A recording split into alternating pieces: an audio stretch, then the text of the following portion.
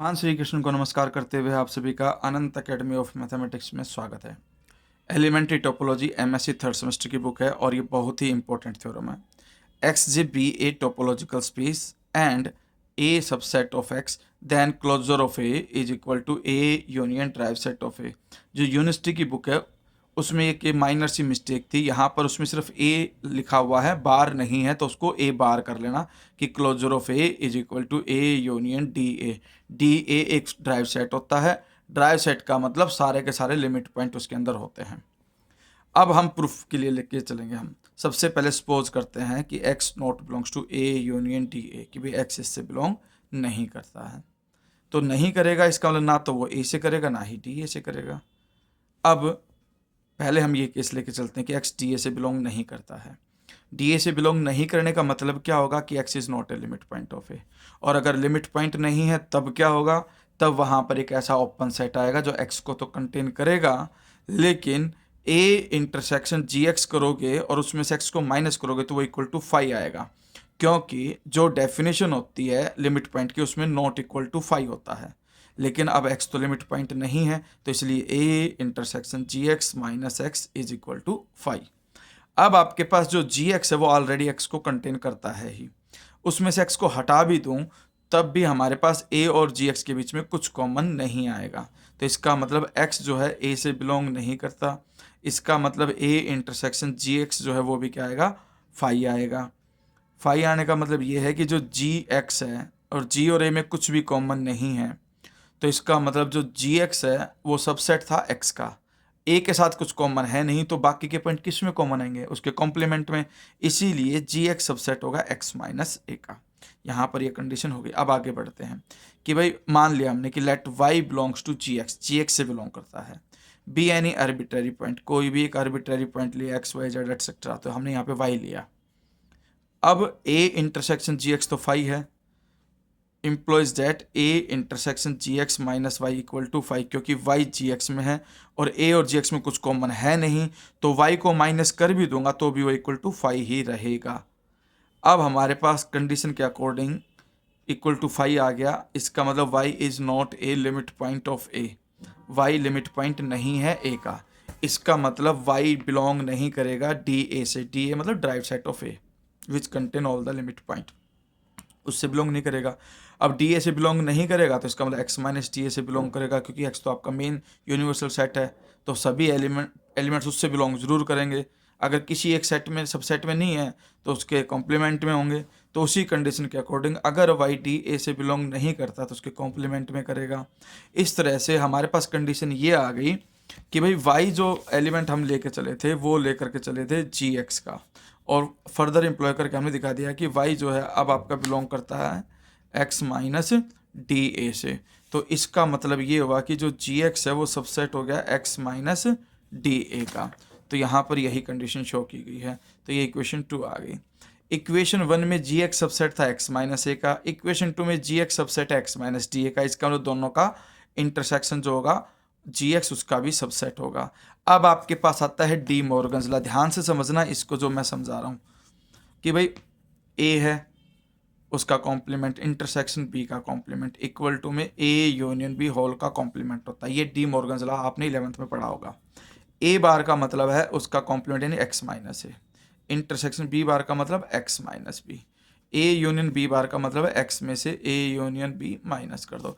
अब इस बी की जगह पर ड्राइव सेट को रख दो, इंटरचेंज कर दो कि भाई x minus derived set of a is equal to X minus A union D A. यानी कि आपके पास किन्हीं भी दो का कॉम्प्लीमेंट का इंटरसेक्शन करोगे तो होल की यूनियन का कॉम्प्लीमेंट हो जाता है। तो यहाँ पर b की जगह पे अगर डी ए होता है तो ये कंडीशन बनेगी कि x minus A intersection x minus D A equal to X minus A union D A. यही कंडीशन यहाँ पर लिखी गई है कि जी एक्स अगर इसका सबसेट है तो जी एक्स जो सबसेट होगा ये चीज़ डी मॉर्गन्स लॉ से X minus A union drive set of A हो जाएगी। इसका सबसेट होने का मतलब ये है कि एक्स जी एक्स में तो है लेकिन इससे बिलोंग नहीं करेगा, मतलब जी एक्स के सारे एलिमेंट इसके अंदर होंगे। इसका मतलब जो एक्स है, जो जी एक्स के अंदर एक्स बिलोंग करता है वो इससे बिलोंग करेगा। इससे बिलोंग करने का मतलब ए यूनियन डी ए से बिलोंग नहीं करेगा। There existence open set G X such that कि एक्स बिलोंग करेगा G X intersection X minus A union D A, क्योंकि इससे तो बिलोंग नहीं कर रहा है तो उसके कॉम्प्लीमेंट से बिलोंग करेगा, और जी एक्स में वो ऑलरेडी था ही, तो इसका मतलब दोनों में कॉमन भी आएगा। तो वो सभी पॉइंट की यूनियन ले लो जिसमें एक्स आपका ए यूनियन डी ए से बिलोंग नहीं करता है, तो इसकी यूनियन होगी, यहाँ पर आपके पास जी एक्स की यूनियन होगी, और ये सेम यहाँ पे देखिए एक्स आपका ऑलरेडी ए यूनियन डी ए सब्ट्रैक्ट हो रहा है तो उससे बिलोंग करेगा ही नहीं, तो सेम चीज़ का यूनियन होने के बाद वो सेम ही रह जाएगा, तो इसीलिए यहाँ पर यूनियन नहीं लगाई गई, सेम छोड़ दिया गया। अब देखिए ध्यान से, अगर x आपका इससे बिलोंग नहीं करता है और उन सभी पॉइंट की यूनियन लेते तो एक प्रकार से वो क्या आ जाएगा, x minus A union D आ जाएगा, ठीक है, क्योंकि यूनियन है, सारे के सारे पॉइंट होंगे जो इससे बिलोंग नहीं करते हैं तो इसका लोग कॉम्प्लीमेंट के पॉइंट होंगे सारे, ये यूनियन ऑफ जी एक्स आ गई और ये सबसेट आ गया इसका, तो एक ही वैल्यू सुपरसेट भी आ गई सबसेट भी आ गई सेम चीज़ की, तो इसका मतलब वो दोनों इक्वल होंगे, क्योंकि अगर ए सबसेट भी है और सुपरसेट भी है बी का तो ए और बी इक्वल होंगे, तो ये दोनों इक्वल हो जाएंगे। ये दोनों इक्वल होने का मतलब ये है कि भाई जी एक्स एक ओपन सेट था, जी एक्स ओपन सेट है तो उसकी यूनियन भी ओपन होगी, यूनियन ओपन है तो ये भी आपका ओपन होगा क्योंकि दोनों इक्वल हैं। ये ओपन होने का मतलब है A union D A closed हो जाएगा, G X is open set and arbitrary union of open set is open, तो इसके लिए लिखा गया है ये। यहाँ पर ए यूनियन डी ए क्या कहलाएगा, क्लोज्ड कहलाएगा, कंटेनिंग ए। अब क्लोजर सेट की जो डेफिनेशन होती है उसके अकॉर्डिंग जो ए क्लोजर होता है वो स्मॉलेस्ट क्लोज सेट होता है जो ए को कंटेन करता है, तो उस डेफिनेशन के अकॉर्डिंग जो क्लोजर ऑफ ए है वो सबसेट आ जाएगा इसका, क्योंकि ये भी एक क्लोज सेट है जो ए को कंटेन करता है, ए क्लोजर भी एक सेट है जो ए को कंटेन करता है, लेकिन ये स्मॉलेस्ट होता है इस वजह से ये इसका सबसेट होगा, एक कंडीशन आ गई।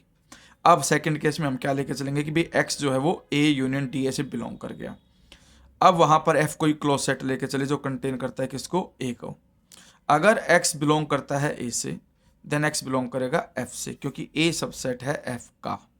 क्यों है, क्योंकि आपके पास कंडीशन ये होती है कि भाई एफ कोई क्लोज सेट है जो ए को कंटेन करता ही करता है, तो ए तो सबसेट हो ही गया है एफ का, तो ए के सारे एलिमेंट एफ में होंगे ही होंगे, तो अगर एक्स ए से बिलोंग करेगा तो एफ से भी बिलोंग करेगा, एक्स जो है आपका ड्राइव सेट ऑफ ए से भी बिलोंग करेगा, ठीक है, क्योंकि हमारे पास कंडीशन होती है कि अगर ए सबसेट है एफ का तो डी ए सबसेट होगा डी एफ का, और डी एफ सबसेट होगा एफ का क्योंकि एफ क्लोज्ड है, और क्लोज्ड की डेफिनेशन के अकॉर्डिंग जो ड्राइव सेट होता है वो अपने एफ का जो क्लोज सेट है उसका सबसेट होता है। तो इस तरह से हमने देखा कि एक्स अगर डी ए से बिलोंग कर रहा है तो करते करते वो किससे बिलोंग कर गया, एफ से। So in both cases we have shown that X belongs to F, कि दोनों ही केसेज में एक्स जो है आपका ए से बिलोंग कर रहा है तब भी और ड्राइव सेट से बिलोंग कर रहा है तब भी वो एफ से बिलोंग करेगा ही करेगा। But F was an arbitrary close set containing ए, कोई क्लोज सेट था जो ए को कंटेन करता है, so X belongs to every set containing A and hence X belongs to A closure, क्योंकि A closure is also close set containing A. तो इस तरह से हमारे पास कंडीशन ये होगी कि एक्स ए यूनियन डी ए से बिलोंग कर गया और यहाँ पर एक्स आपका ए बार से बिलोंग कर गया, तो इस तरह से ए यूनियन डी ए सबसेट हो गया ए का, ए बार का। अब इक्वेशन 3 और 4, 3 में ए बार सबसेट है ए यूनियन डी ए का, 4th में ए बार आपका जो है A union D A subset है ए बार का, तो इसका मतलब ये दोनों क्या हो जाएंगे, इक्वल, के ही हमें वेरीफाई करना था, यहाँ पर ये थ्योरम खत्म हो गई।